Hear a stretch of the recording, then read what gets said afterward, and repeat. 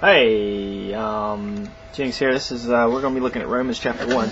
Something interesting to look at as we look in all the letters is sort of how the letter opens up. We don't always catch this as we're reading through it. But remember, Paul is writing to a specific person or a church in all of his letters, and he always opens up with sort of an introduction, like you would say, "Dear so-and-so." But in those letters, it actually enter with sort of an introduction of who I am. So if we write an email to somebody we don't know, we say, "Hey, I'm Jennings Berry. I work at Orange United Methodist Church." So we kind of see Paul doing that here. And the assumption here is that Paul has such a huge opening, really explaining who he is and what he's done, that maybe he hasn't met these guys yet. But they probably definitely have heard of him at this point. So that's that. Also, something interesting to notice is if there's a Thanksgiving or if he just sort of jumps into what the issues are. And this one, there is a Thanksgiving, so he obviously has heard good things about the church and is very proud of where they are and how they're growing.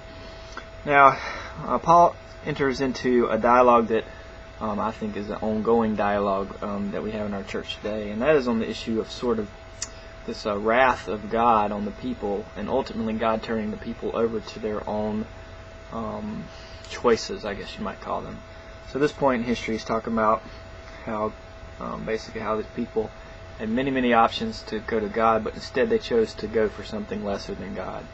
Of course, we've talked about divine humility and that kind of stuff in youth group, and we can talk about that more. But one issue that's always raised with Paul, and one that I think we may talk about too much as a church, but also talk about too little, is the issue of homosexuality. Now, we see this in this chapter, and I would love to sit and talk about it with you on the camera here, but that's really not a good place or the time to do it. So maybe we can talk about that at another time at youth group. But one thing that's this interesting thing about it is sometimes people, when they talk about the homosexual issue and that kind of stuff, gay and lesbian rights and all that kind of stuff, is they sort of say Paul was just talking about the people who were doing it in orgies. He wasn't talking about love between man and wife. Well, that's probably not the case as we look at the context of what Paul was dealing with. Really, they viewed any kind of homosexual act back then really as something that was unnatural. Now remember, we think about God ordered the world, and God sort of put the world into existence. So anything that was unnatural, that didn't make sense, was looked at as a sin or as something against God's law. And Paul would definitely have taken that perspective back then.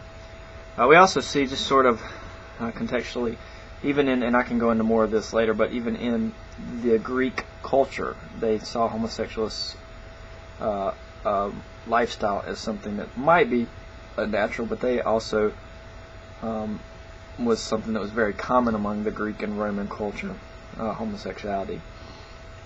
Let me just read a little bit for you. Greek men often engaged in homosexual relations with adolescent boys. Many, in fact, regard this as a coming-of-age experience, so it was very natural for them to engage with homosexual boys. Some homosexual attraction was described as highly romantic terms. Both male and female poets celebrated their love for members of their own sex in the Greek culture.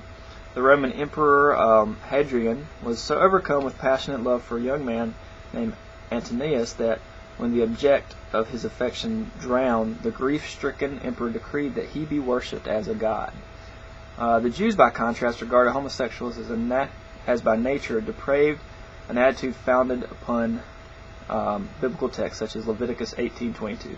Jewish writings of this period treated homosexual activity as meriting death and damnation. Paul, far from dissenting from this viewpoint, vigorously endorsed it, as we'll see in 1 Corinthians 6:9. So we'll talk about this some more. One big thing, guys, I guess, as we think about this in the church setting, is that we are in no place to judge, and but then again, on the other side, we are supposed to love. And so this is a topic that is very evident and dominant in our culture, especially in Chapel Hill, and something that we need to continue to think about how we deal with it. There's sort of a both and this is very much a great topic. So we'll think about that more. We're going to move on to Romans chapter 2 and see what Paul has to say about God's righteous judgment. All right.